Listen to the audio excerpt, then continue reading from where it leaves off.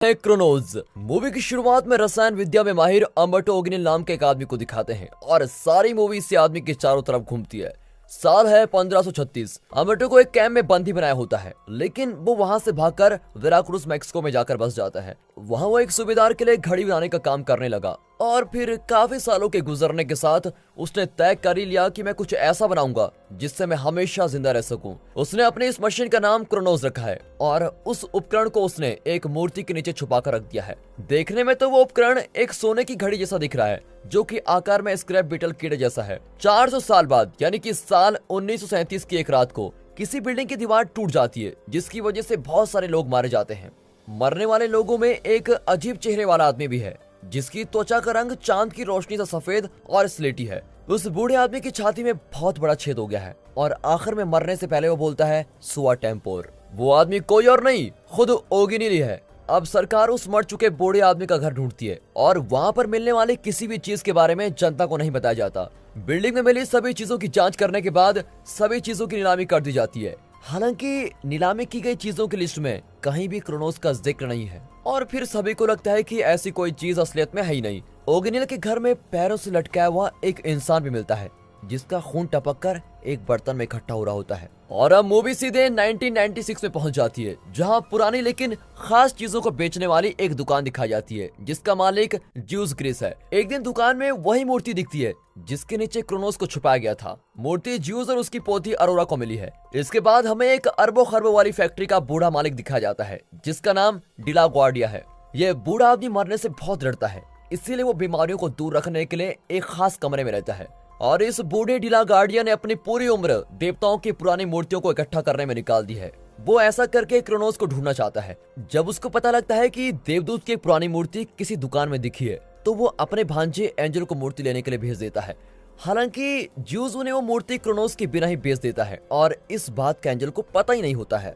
अब एंजल के चले जाने के बाद ज्यूस क्रोनोस को निकाल कर देखता है और गलती से उसको चालू कर देता है। शुरू में तो कुछ नहीं होता, लेकिन कुछ देर बाद क्रोनोस में से कॉकरोच की तरह पैर निकलते हैं और जल्दी से हमारे ज्यूस के हाथों को जकड़ लेता है। इस सब के दौरान ज्यूस के हाथ में छेद भी हो जाता है और खून बहने लगता है। वो तेजी से अपने घर आता है और वहाँ पर उसकी गर्लफ्रेंड मर्सिडीज ज्यूस के घाव का इलाज करती है। ज्यूस की हथेली से धातु का बना एक डंक निकलता है। अब उस रात ज्यूस को बिल्कुल भी अच्छा महसूस नहीं हो रहा होता है। वो फ्रिज का पानी पीने के लिए जाता है और वहाँ उसे फ्रिज में रखी मीट दिखाई देती है, जिसको देखकर उसके अंदर खाने की इच्छा जागती है। लेकिन अब वो बेचैनी में होता है और क्रोनोस को दोबारा चालू कर देता है। अब वो देखता है कि चौथा डंक तो क्रोनोस के पीछे से निकल रहा है। अब अगली सुबह ज्यूस अपनी दाढ़ी शेव करता है और पहले से जवान भी दिख रहा होता है। हालांकि इस बात पर ध्यान न देते हुए वो अपनी गर्लफ्रेंड को बोलता है, मैं थोड़ा जवान इसलिए दिख रहा हूँ क्योंकि आज मैंने अपने व्हाइट बालों वाली मूंछों को काट लिया है। अब अगली सुबह दिखाते हैं तो ज्यूस हमेशा से ज्यादा जोशीला और एनर्जी से भरा हुआ दिख रहा है।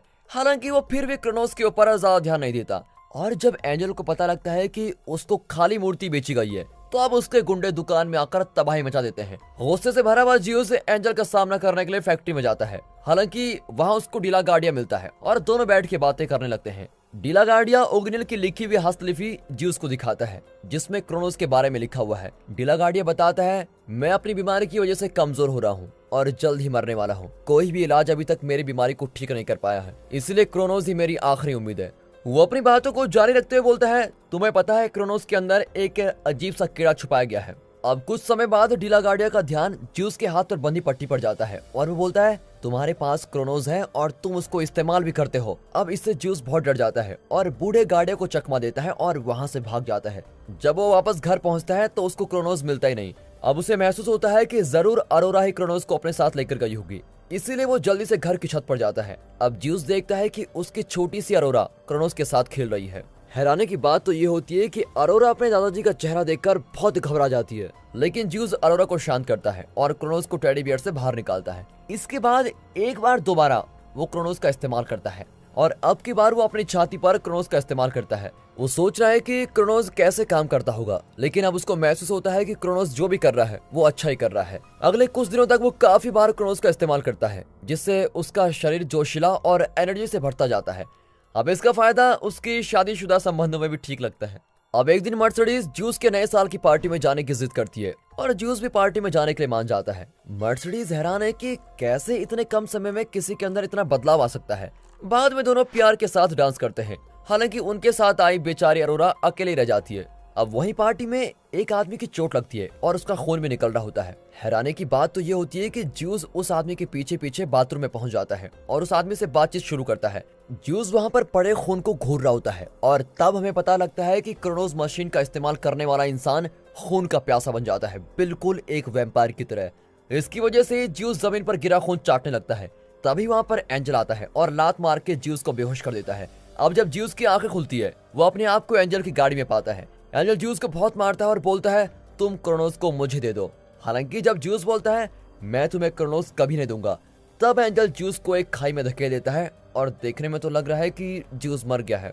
अगले दिन मर्सिडीज का दिल टूट जाता है जब उसको ज्यूस की मौत का पता लगता है, लेकिन वो ज्यूस की अंतिम क्रिया के लिए कोई तैयारी नहीं करवाती है। और जब डी ला गार्डिया को ज्यूस की मौत के बारे में पता चलता है, वो खुद पर से बिल्कुल काबू खो देता है। गुस्से में वो अपनी छड़ी से एंजल की पिटाई करता है और एंजल के नाक से खून निकलने तक उसकी पिटाई करता रहता है। और फिर उसको पीटने के बाद डी ला गार्डिया अपने भांजे को ज्यूस के अंतिम क्रिया में भेजते हुए बोलता है, जाके पता लगाओ कि वो ज्यूस सच में मर भी गया है या नहीं।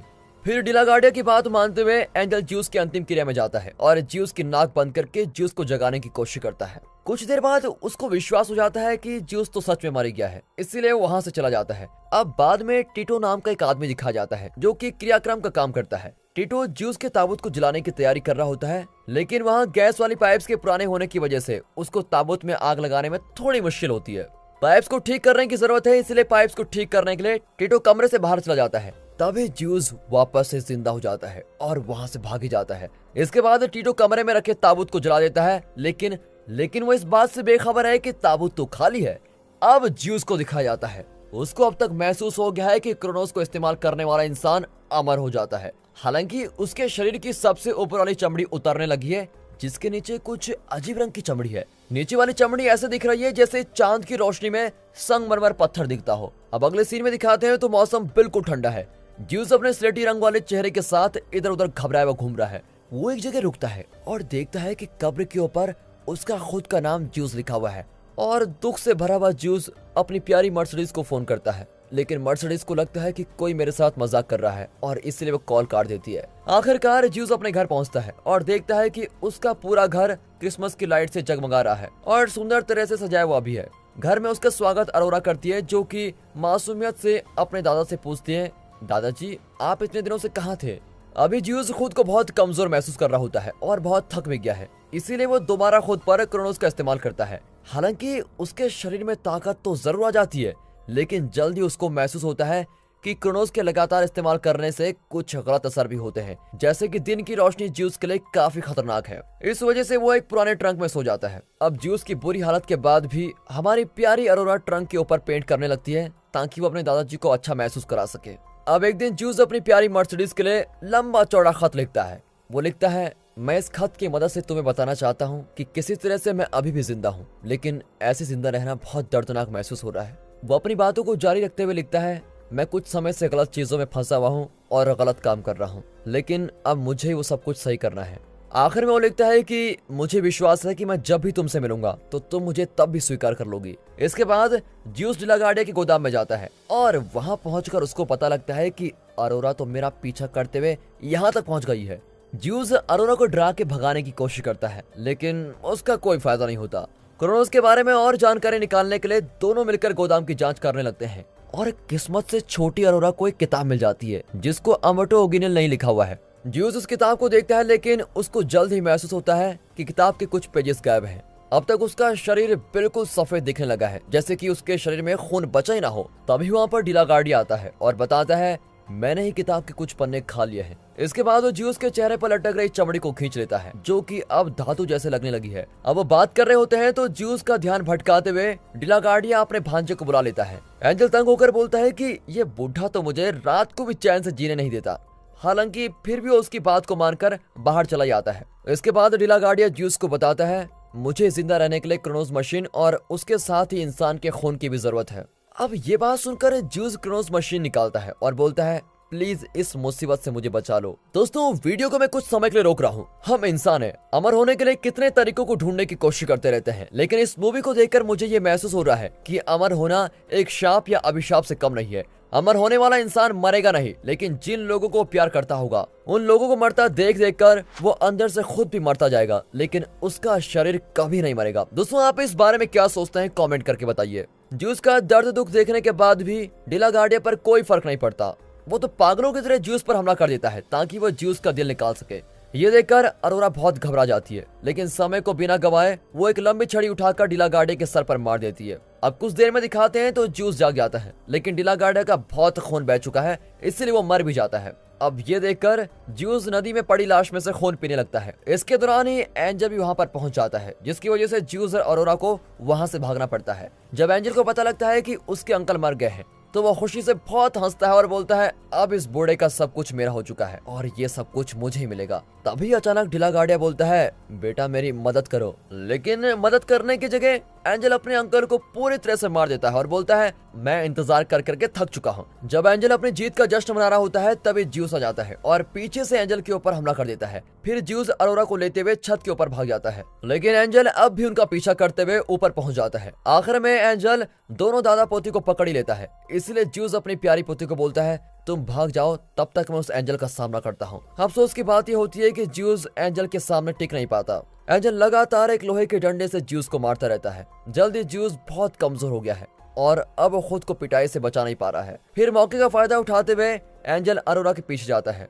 लेकिन ज्यूस अपनी बची खुची जान लगाकर खड़ा होता है और तेजी से जाकर एंजल को धक्का मारता है, जिसकी वजह से दोनों जमीन पर गिर जाते हैं। अगले सीन में पता लगता है कि नीचे गिरने की वजह से एंजल तो मर गया, लेकिन ज्यूस को वापस जिंदा करने के लिए अरोरा कर्नोस मशीन का इस्तेमाल करती है। इसके बाद अरोरा अपने दादाजी का बेकार हो चुका चेहरा देखती है और उसको प्यार दुलार करती है, जबकि उसके दादाजी का चेहरा एक ज़ॉम्बी की तरह दिखने लगा है। अरोरा बोलती है दादाजी आप मेरा खून पी सकते हो, लेकिन बहुत मुश्किलों के साथ ज्यूस खून पीने से मना कर देता है और अब ज्यूस अपनी छाती से क्रोनोस को निकाल लेता है और एक पत्थर पर मारकर मशीन के टुकड़े टुकड़े कर देता है। आखिर में दिखाते हैं तो ज्यूस अपने पुराने ट्रक में वापस आ चुका है। मर्सिडीज और अरोरा मिलकर उसका ख्याल रखते हैं। ज्यूस उस दिन का इंतजार कर रहा है जिस दिन उसकी आत्मा खत्म हो जाएगी और आखिरकार उसकी जिंदगी के सभी दर्द हमेशा के लिए खत्म हो जाएंगे। और दोस्तों, इसी के साथ ये मूवी यहाँ पर खत्म होती है।